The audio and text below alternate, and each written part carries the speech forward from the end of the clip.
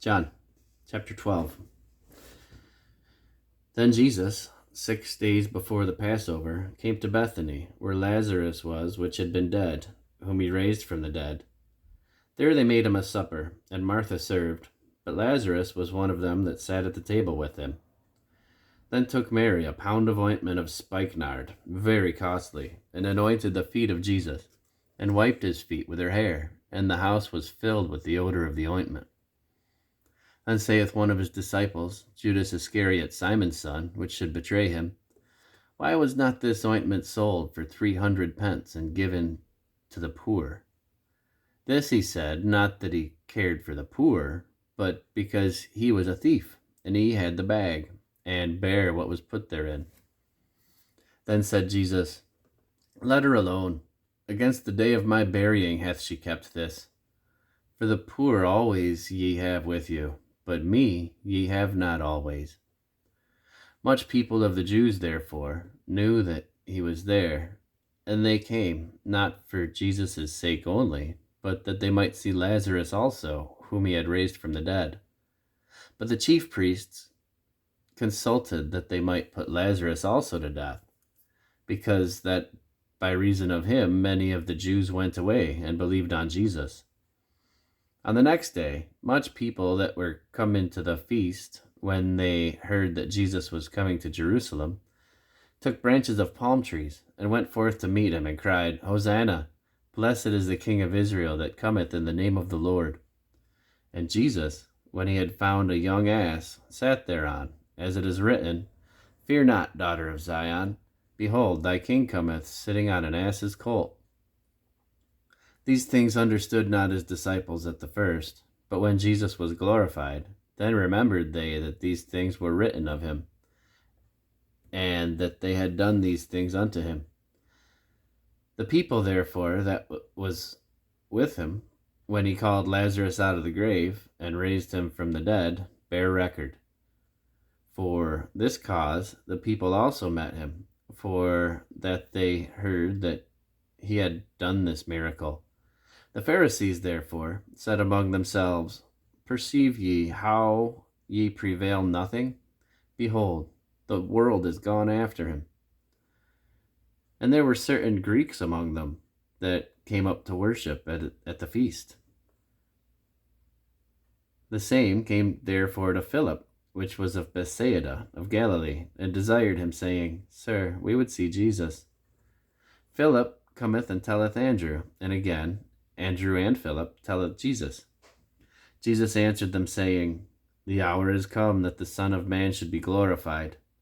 Verily, verily, I say unto you, except a corn of wheat fall into the ground and die, it abideth alone. But if it die, it bringeth forth much fruit.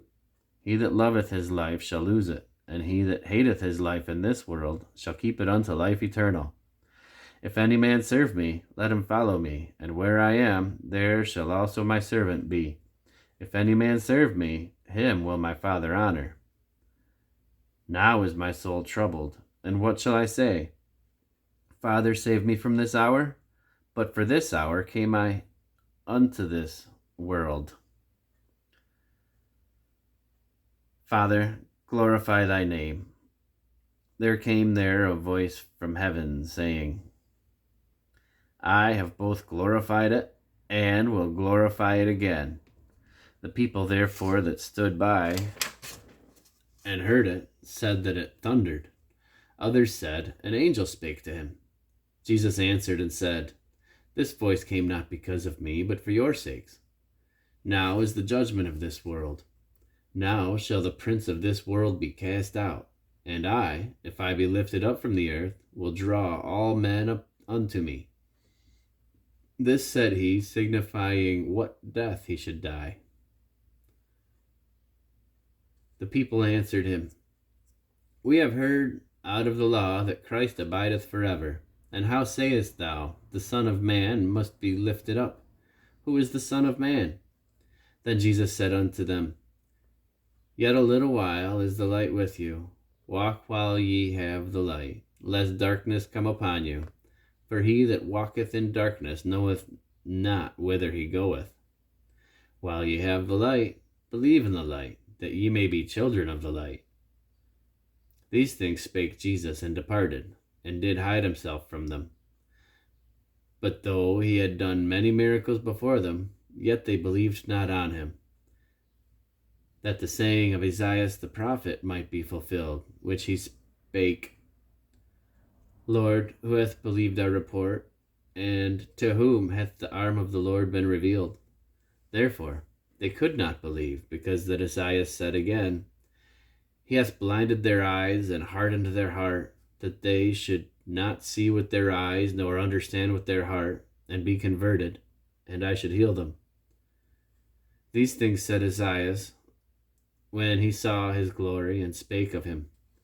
Nevertheless, among the chief rulers also many believed on him, but because of the Pharisees they did not confess him, lest they should be put out of the synagogue. For they loved the praise of men more than the praise of God. Jesus cried and said, He that believeth on me believeth not on me, but on him that sent me. And he that seeth me seeth him that sent me. I am come a light into the world, that whosoever believeth on me should not abide in darkness. And if any man hear my words and believe not, I judge him not, for I came not to judge the world, but to save the world. He that rejecteth me and receiveth not my words hath one that judgeth him. The word that I have spoken, the same shall judge him on the last day. For I have not spoken of myself, but the Father which sent me. He gave me a commandment, what I should say, and what I should speak. And I know that his commandment is life everlasting. Whatsoever I speak, therefore, even as the Father said unto me, so I speak.